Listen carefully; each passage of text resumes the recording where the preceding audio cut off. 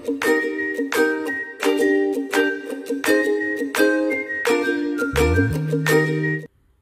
My dear students, welcome to learn easily channel.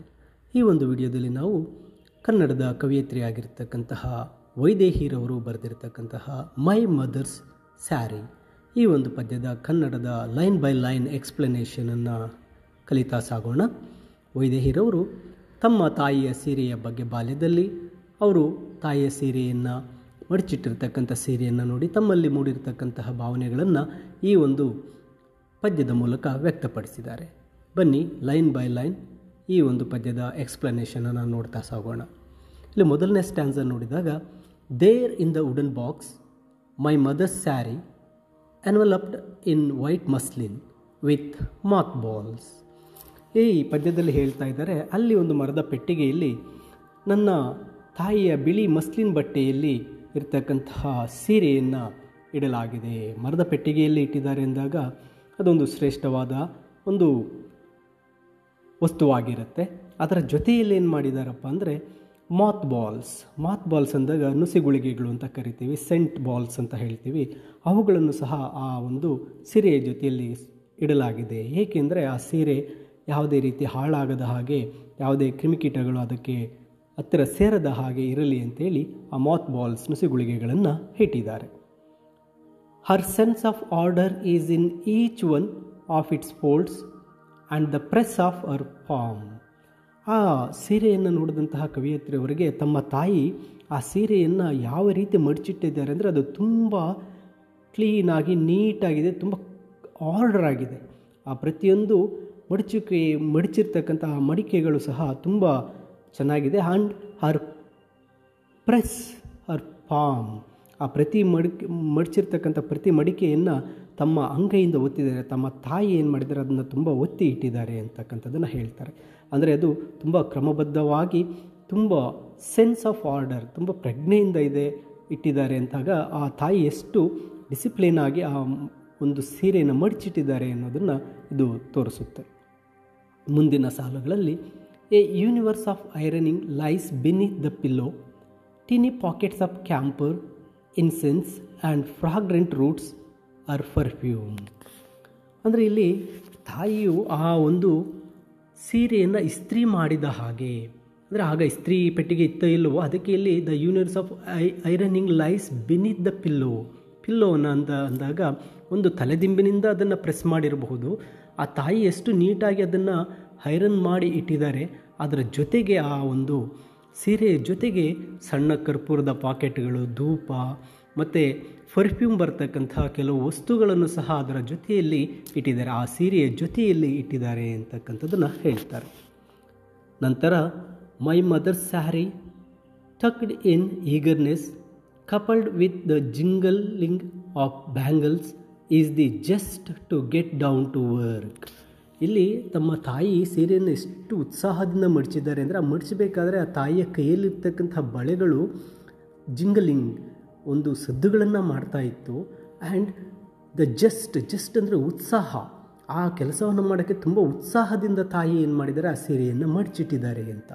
ಆ ತಾಯಿಯು ಸೀರೆಯನ್ನು ಮಡಚಬೇಕಾದ್ರೆ ಬಹಳ ಉತ್ಸಾಹದಿಂದ ಕೈಯಲ್ಲಿರ್ತಕ್ಕಂಥ ಬಳೆಗಳ ಸದ್ದು, ಗಲ್ ಅನ್ನುವ ಸದ್ದು ಜೊತೆಗೆ ತುಂಬ ಹುಮ್ಮಸ್ಸಿನಿಂದ ಆ ಸೀರೆಯನ್ನು ಮಡಚಿಟ್ಟಿದ್ದಾರೆ.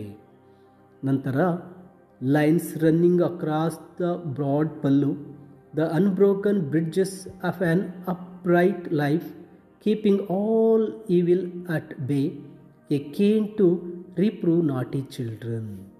ಇಲ್ಲಿ ಹೇಳ್ತಾ ಇದ್ದಾರೆ, ಆ ಒಂದು ಪಲ್ಲು, ನೆರಿಗೆಗಳು ಇವೆಲ್ಲವೂ ಹೇಗಿತ್ತಪ್ಪ ಅಂದರೆ ತುಂಬ ಲೈನ್ಸ್, ತುಂಬ ಚೆನ್ನಾಗಿ ನೀಟಾಗಿ ರನ್ನಿಂಗಲ್ಲಿ ಇತ್ತು ಅಂತ, ತುಂಬ ಸ್ಟ್ರೈಟ್ ಆಗಿರ್ತಕ್ಕಂಥ ಸಾಲುಗಳ ಹಾಗೆ, ಒಂದು ಸೇತುವೆಗಳ ಹಾಗೆ ಅವುಗಳನ್ನು ಅವರು ಮಾಡಿದರು. And keeping all evil at ಬೇ ಅಂದರೆ ಎಲ್ಲ ದುಷ್ಟಗಳನ್ನು ದೂರ ಇಡುವ ಹಾಗೆ ಆ ಸೀರೆಯನ್ನು ತುಂಬ ಚೆನ್ನಾಗಿ ನೀಟಾಗಿ ಮಡಚಿಟ್ಟಿದ್ರು ಅಂತ. ಆ ಸೀರೆಯ ಸೆರಗಿನ ಮೇಲಿರ್ತಕ್ಕಂಥ ಗೆರೆಗಳು ಆ ತಾಯಿಯ ಒಂದು ಪ್ರಾಮಾಣಿಕತೆಯನ್ನು ತೋರಿಸುವ ಹಾಗೆ, ಮತ್ತು ಆ ತುಂಟ ಮಕ್ಕಳನ್ನು ಬೆತ್ತದಿಂದ ಶಿಕ್ಷೆ ನೀಡುವಂತಹ ಒಂದು ಕೆಲಸದ ಹಾಗೆ ಆ ಸೀರೆಯನ್ನು ತುಂಬ ಪ್ರಾಮಾಣಿಕವಾಗಿ ಅವರು ನೀಟಾಗಿ ಲೈನ್ ಆಗಿ ಮಡಚಿ ಇಟ್ಟಿದ್ದರು. Fold stuck into a knot, a mysterious treasure house of meanings, the pretty yellow Madura saree with its green border of blooms, that queen was perhaps like my mother. ಇಲ್ಲಿ ಸಾಲುಗಳಲ್ಲಿ ಕವಿಯತ್ರಿ ವೈದೇಹಿಯವರು ಹೇಳ್ತಾ ಇದ್ದಾರೆ, ಆ ಒಂದು ಸೀರೆಗಳಲ್ಲಿ ನಾಟ್ಸ್ ಗಂಟುಗಳನ್ನು ಹಾಕಿದ್ದಾರೆ. ಆ ಒಂದು ಸೀರೆಯನ್ನು ಕಟ್ಕೋಬೇಕಾದ್ರೆ ಗಂಟು ಹಾಕಿ ಮಡಚಿ ಇಟ್ಕೊಂಡಿದ್ದಾರೆ. ಇದು ಒಂದು ರೀತಿ treasure house of meanings, A mysteries. ಇಲ್ಲಿ ಒಂದು ನಿಗೂಢಗಳ ಒಂದು ನಿಧಿ ಇದೆ ಅಂತಕ್ಕಂಥದ್ದನ್ನು ಹೇಳ್ತಾರೆ. ಹಾಗೆ ಇಲ್ಲಿ A pretty yellow Madhura sari, ಅವರ ಹತ್ರ ಒಂದು ಹಳದಿ ಬಣ್ಣದ ಒಂದು ಮಧುರಾ ಸ್ಯಾರಿ ಇದೆ. ಅದು it's green border of Bloom's, ಆ ಒಂದು ಯೆಲ್ಲೋ ಕಲರ್ ಸ್ಯಾರಿಗೆ ಗ್ರೀನ್ ಬಾರ್ಡರನ್ನು ಇದೆ. ಅದನ್ನು ಉಟ್ಟುಕೊಂಡಂತಹ ತಾಯಿಯನ್ನು ನೆನಪಿಸ್ಕೊಂಡಂತಹ ವೈದೇಹಿಯವರು ಹೇಳ್ತಾರೆ, ಆ ಸೀರೆಯು ತಾಯಿಯ ಸೌಂದರ್ಯವನ್ನು ಹೆಚ್ಚಿಸ್ತಾ ಇತ್ತು. ಮತ್ತು ಆ ತಾಯಿ ಹೇಗೆ ಕಾಣಿಸ್ತಾ ಇದ್ರಪ್ಪ ಅಂದರೆ, queen was perhaps like my mother, ಆ ರಾಣಿ ನನ್ನ ತಾಯಿ ಅಂತಿದ್ಲು ಅಂತ ಹೇಳ್ತಾರೆ.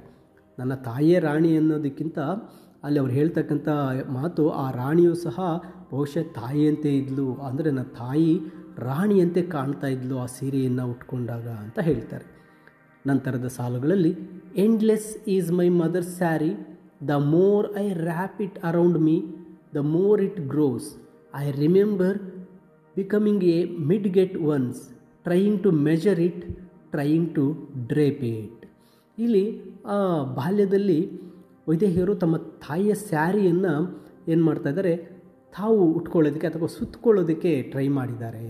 ಅದು ಎಂಡ್ಲೆಸ್, ಆ ತಾಯಿಯ ಸೀರೆ ತುಂಬ ಉದ್ದವಾಗಿದೆ. ಅದನ್ನು ಸುತ್ತಕೊಂಡಷ್ಟು ಅದು ಹೆಚ್ಚಾಗ್ತಾ ಇದೆ.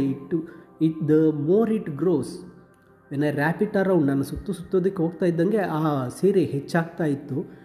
I remember becoming midget once, ಆ ಸೀರೆಯನ್ನು ನಾನು ಅಳಿಬೇಕು. I am trying to measure it, trying to drape it, ಅವುಗಳನ್ನು ನಾನು ಸುತ್ತಬೇಕು, ಅದನ್ನು ಅಳಿಬೇಕು, ಎಷ್ಟುದ್ದ ಇದೆ ಅಂತಕ್ಕಂಥದ್ದನ್ನು ನಾನು ಅಳಿಬೇಕು ಅಂತ ನಾನು ಪ್ರಯತ್ನಪಟ್ಟೆ, ಆದರೆ ಅದು ನನ್ನ ಕೈಯಿಂದ ಆಗಲೇ ಇಲ್ಲ ಅಂತಕ್ಕಂಥದ್ದನ್ನು ಹೇಳ್ತಾರೆ. My mother sari, the latex of mango and cashew, a heaven of ranja, khepala and suragi, golden wheat breads agreeing, the new year khani, the old rolling over each year to yield a new import. ಇಲ್ಲಿ ತಮ್ಮ ತಾಯಿಯ ಸೀರೆಯ ಬಗ್ಗೆ ಹೇಳ್ತಾರೆ. ಆ ಸೀರೆಯು ಮಾವು ಮತ್ತು ಗೋಡಂಬಿಯ ಹಾಲಿನಂತೆ, ರಂಜಾ, ಕೇಪಲ ಮತ್ತು ಸುರಗಿಯ ಸ್ವರ್ಗದಂತೆ, ಮತ್ತು ಹೊಸ ವರ್ಷದ ಕಣಿಯ ಹಾಗೆ, ಇದು ಒಂದು ನಿಧಿಯನ್ನು ಸೂಚಿಸುವ ಹಾಗೆ ತಾಯಿಯ ಒಂದು ಸೀರೆ ಕಾಣ್ತಾ ಇತ್ತು ಅಂತಕ್ಕಂಥದ್ದನ್ನು ಹೇಳ್ತಾರೆ.